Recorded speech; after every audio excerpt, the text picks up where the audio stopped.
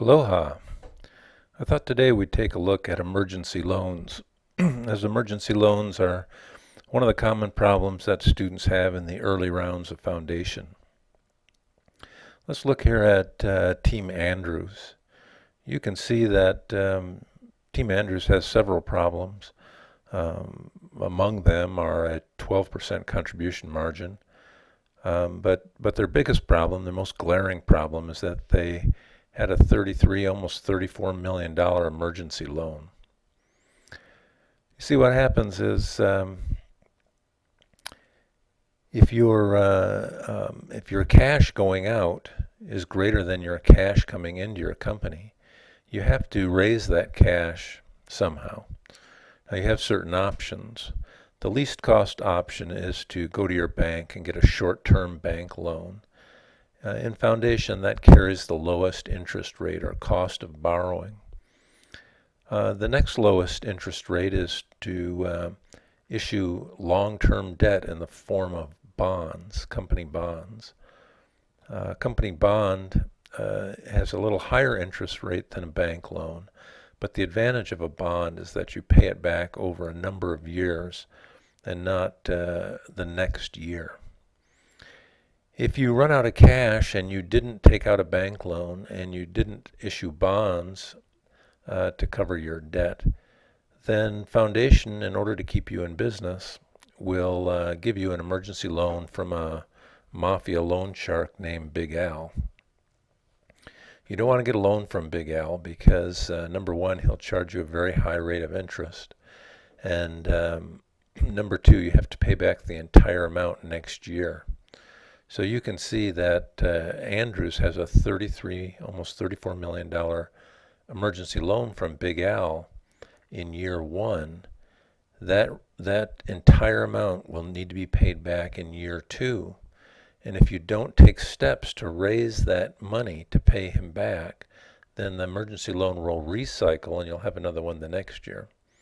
If you keep doing that year after year after year, you won't be able to recover. So it's a good idea to get rid of any emergency loans that you have early on. So let's take a quick look here and see why it is that we have this $33 million emergency loan. And the best thing to do would be to go down here and look on page 3 of the Foundation Fast Track, where it lists your financial statements. And the very first of the financial statements is the cash flow statement. Now you don't have to fully understand the cash flow statement in order to analyze what's going on here. All you have to know is that cash coming into your company is a positive number. Cash going out of your company is a negative number, and negative numbers are indicated by brackets. So you can see one of the problems that Andrews had is that they spent more money than they took in sales revenue, $6.5 million worth to be exact. They're not the only ones that had a loss. Baldwin had a loss. Erie had a loss. But Chester, Digby, and Ferris all made a positive profit. What I want to do if I have an emergency loan is I want to take a look at big negative numbers to tell me why I had that emergency loan. And I don't have to go too far here to see a big negative number. It's under inventory. So you can see here that I have a $31.3 million negative number in my cash flow statement. What that means is I've turned $31 million into inventory that I didn't sell. Therefore, I have $31 million less in cash than I had last year. This is an important concept. See if you can understand this. Here's a little chart.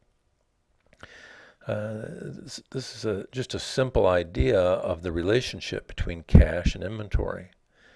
So you start out with cash. When you start round one, you have a certain amount of cash on hand that you can use to pay your bills.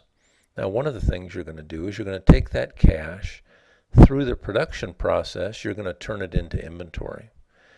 You do that by buying materials, paying labor, spending money on advertising and so forth and so on.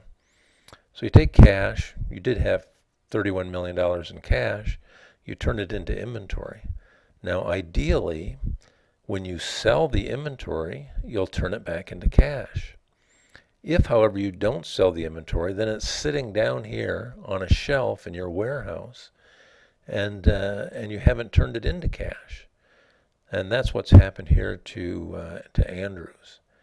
Andrews has produced $31 million in inventory that it hasn't been able to sell. So they're $31 million short on cash. That's what we call tying up our cash in inventory. Have $31 million in cash that they're short, so Big Al comes along and gives them an emergency loan. Let's go down to the production page. That's page 4, and see why it is that they might have so much inventory on the shelf.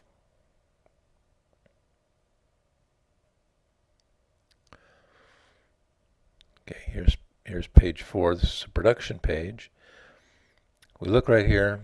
Here's Andrew's default product, Able, and it looks like in round 1, Andrews has redesigned the product from a low-tech product to a high-tech product. They sold 318 units, and they have 1,200, well, it's not 1,200, it's 1.255 million unsold units sitting on the shelf. Why didn't they sell them? Well, the reason they didn't sell them is because it will take them until the 10th of October for this to come out as a high-tech product. But they put a price on it of $45 beginning in January. So from January to October, when the new product came out, they were selling the same old low-tech product to the same people for $10. Well, yeah, $10 more than anybody else per unit. The next highest priced product was Fast for $35.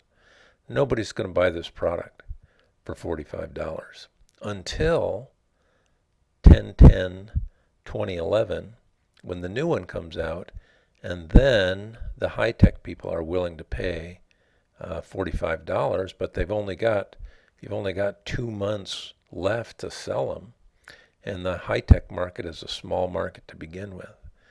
So this is the problem. Anytime you see unit inventory, this column right here, that's inventory left on the shelf. So you paid money to produce that inventory, but you didn't sell it. That's the most common cause of an emergency loan. Not the only cause, but the most likely cause. Okay, so what are we going to do about this $33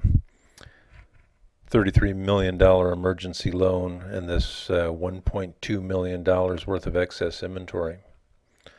Well, best case scenario, in round 2 or in year 2, we'll be able to sell all of this inventory, which will generate that $30 million in cash, and we can use that to pay off Big Al.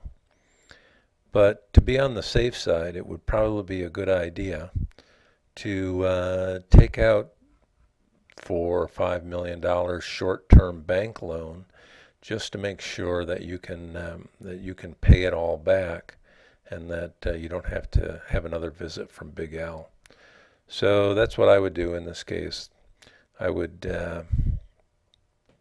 assume that we're going to sell this 1.2 million units of inventory, because it looks like it was fairly popular for the last 2 months of the year.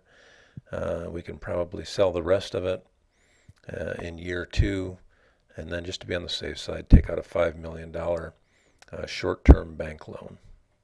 That should do it.